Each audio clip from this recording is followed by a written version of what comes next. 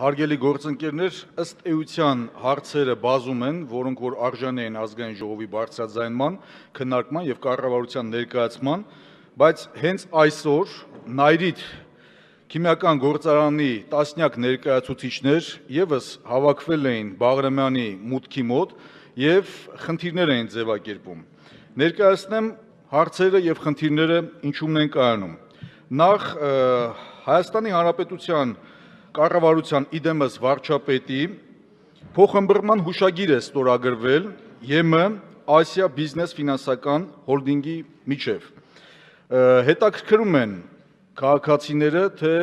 այսօրվա դրությամբ հուշագիրը ստորագրելուց հետո ինչպիսի փոփոխություններ են արձանագրվել եւ քանի որ լուծարային գործընթաց է գնում գործարանում եւ գույքը ըստ էության հանված է օտարման, մի քանի օրինակ այնուամենայնիվ այս կարճ ժամանակահատվածում կհասցնեմ ներկայացնել։ Նայիրիդ քիմիական գործարանի պոլիկլինիկայի շենքը, որը որ իրենից ներկայացնում է 3 հարկանի շինություն 1500 քառակուսի մետր տարածքով, հարակից տարածքն էլ 2500 քառակուսի մետր է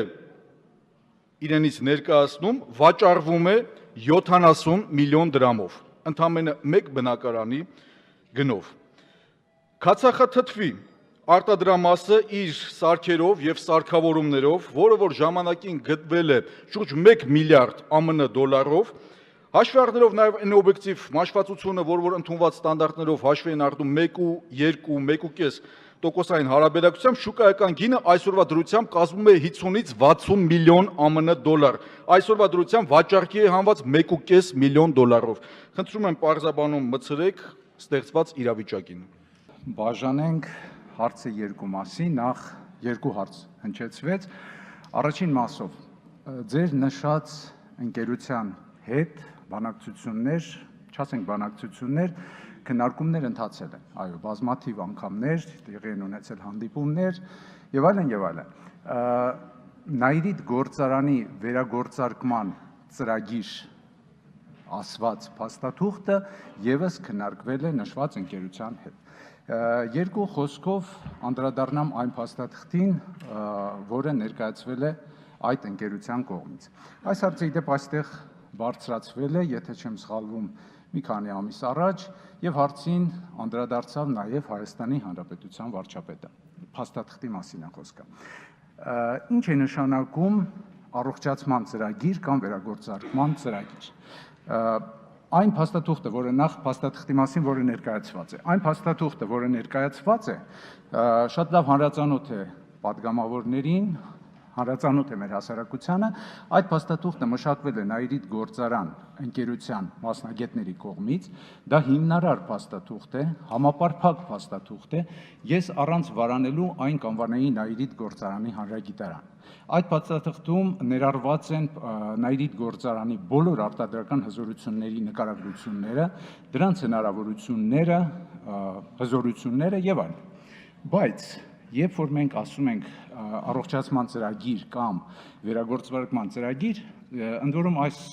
հարցը ես քննարկել եմ նաև ես անձամբ, քննարկել եմ նաև Նայիրիդի նախաձեռնող խմբի հետ, նաև падգամավորների հետ, մի շարք падգամավորների հետ։ Մենք հասկանում ենք մի փաստաթուղթ, որը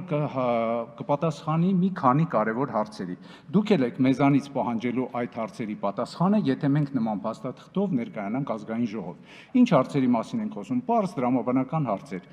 Քանի աշխատատեղ է ստեղծվելու Նայիրիդ գործարանում։ Ինչ աշխատավարձով, գոնե միջին աշխատավարձը։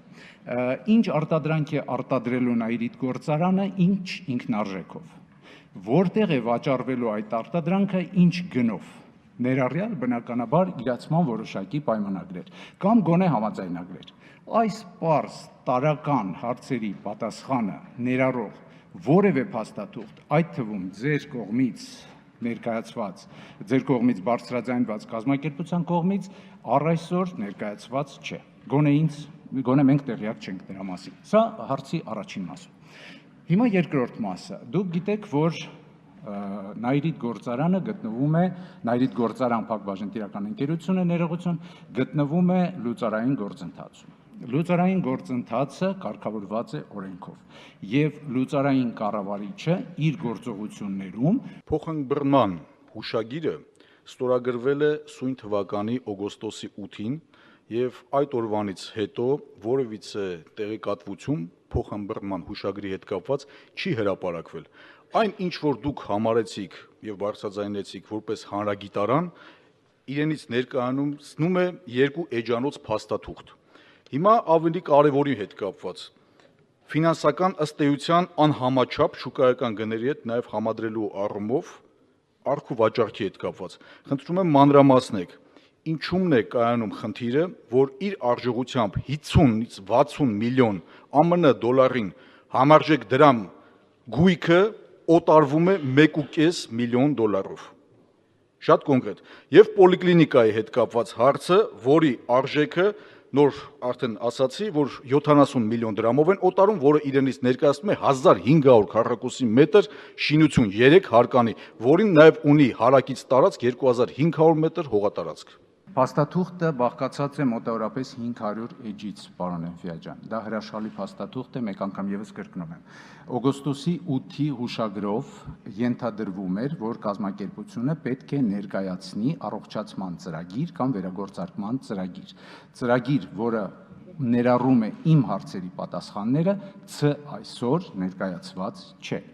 Սա առաջին մասով։ Երկրորդ մասով ես շարունակեմ ուղղակի միտքս, որը չավարտեցի ժամանակի սղության պատճառով։ Լուծարային գործընթացը կատարվում է Հայաստանի Հանրապետության օրենսդրությամբ սահմանված կարգով լուծարային կառավարչի ղեկավարությամբ։ Լուծարային կառավարիչը հաշվետու չէ կառավարությանը, հաշվետու է բացառապես իրեն նշանակող դատական ատյանին եւ կառավարությունը իրավասու չէ ձեր հարցերի պատասխանը պահանջելու լուծարային կառավարչից։